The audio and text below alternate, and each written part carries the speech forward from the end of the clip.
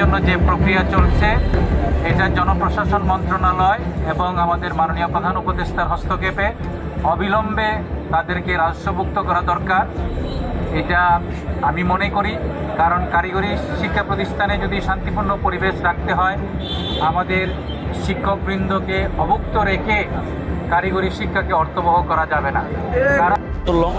আমাদের পিতা সমতুল্য, তো ওনাদের বেতন যে ওনারা যে বেতনের যে বৈষম্যের শিকার হচ্ছে, এতে হচ্ছে ওনাদের পরিবারের অবস্থা খুবই খারাপ হচ্ছে। কারণ বিগত 5টা বছর ধরে ওনাদের যে বেতন দেওয়া হচ্ছে না, এতে করে ওনারা আমাদের ক্লাসে আসার জন্য ওনারা চাচ্ছে না এবং আগ্রহী না।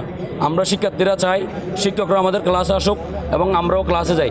এতে যদি শিক্ষকরা কোনো ধরনের বৈষম্যের শিকার হয়, আমরা পলিটেকনিক আমরা আবারও এগিয়ে আসব এবং আমাদের আজকের মানববন্ধনের মধ্যে আমরা বাংলাদেশ কারিগরি শিক্ষা বোর্ডকে জানাতে চাই, যে সকল শিক্ষকদেরকে বেতন বন্ধ করা হয়েছে খুব শীঘ্রই এই জারি করা হোক যে তাদের 50 মাসের বেতন আবারও ফিরে দেওয়া। আমরা জানি যে সরকারি চাকরি হওয়ার জন্য আমাদের 30 বছরের ঊর্ধ্বে সরকারি চাকরিতে জনবল নিয়োগ দেওয়া হয় না। আর যে শিক্ষকগুলো বর্তমানে আছেন 738 জন, তাদের প্রত্যেকের বয়স 35 থেকে 40-এর ঊর্ধ্বে। সেজন্য তারা চাইলে এখন যে কোনো জায়গায় যেতে পারছেন না, তারা সেজন্য মানবতর জীবনযাপন করছে।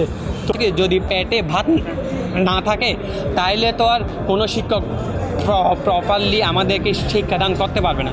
অবশ্যই আমরা সবাই মানুষ, আমাদের খাদ্যের প্রয়োজনীয় জিনিসপত্রের প্রয়োজন, যার কারণে আমাদের স্যারদের টাকা পয়সা অথবা স্যালারিটা প্রয়োজন।